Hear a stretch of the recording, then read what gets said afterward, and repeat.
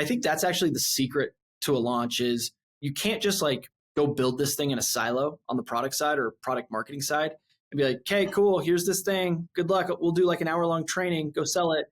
It's a very iterative process. And I think, you've probably heard a ton about like painted door tests of saying like, we're going to go just like test this thing even before maybe it's a real thing.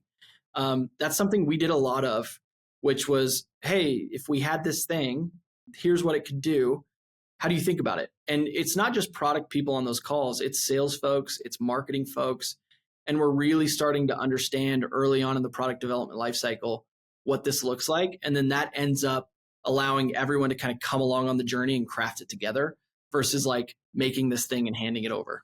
Does that make sense? Yep. No, totally. And it's a really important point. And I think of like all the big launches at Lattice, I like to think we got right, where it was like, okay, we did what you described, but there was definitely so many little features wherever where it was like tossed over the fence to the sales team. It's like, go sell this. This is how it works now. And it's like, you needed to like have a much better process of getting buy-in and enablement and education. Cause it's hard for sales folks to change their script and to change the positioning and to change all that stuff. It's way easier said than done. So, well, you're better than me. I definitely did not nail every launch. I screwed up far more than I did anything right. But I agree with you. Like sales folks, it is hard. They get in a cadence. You'll get, your very best sales rep, and a sales leader will come in and be like, okay, everyone, we're going to watch how this sales rep does a demo because they're crushing all of you. Let's figure out how we emulate it.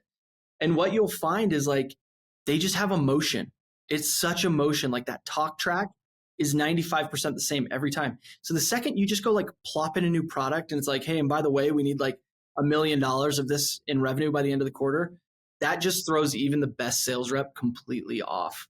And so starting that process early allows them to start thinking about how they like ease it in, or even just say, hey, and by the way, we have a product launching at the beginning of Q2 and it does X, Y, and Z. Like that might be something you're interested in. If they get that in their motion, by the time it actually launches, it's much easier to integrate. And so what goes into that launch? Like who's leading it? Is it just a product marketing manager? And then like, how do you think about like, even approaching a launch? Yeah.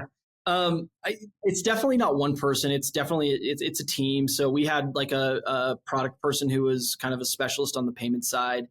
That person kind of, helped obviously lead the technical charge. We had a product marketing manager who was tied in with that person during the entire development lifecycle.